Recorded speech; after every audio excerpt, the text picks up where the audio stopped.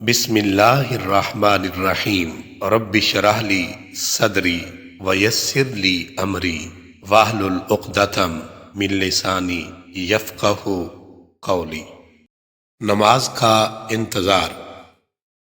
رسول اللہ خاتم النبیین صلی اللہ علیہ وآلہ وسلم نے ارشاد فرمایا، تم میں سے کوئی شخص جتنی دیر نماز کے انتظار میں بیٹھتا ہے نماز ہی میں رہتا ہے جب تک بے وضو نہ ہو جائے، فرشتے اس کے لیے دعا کرتے رہتے ہیں، اے اللہ اسے معاف فرما، اے اللہ اس پر رحم فرما۔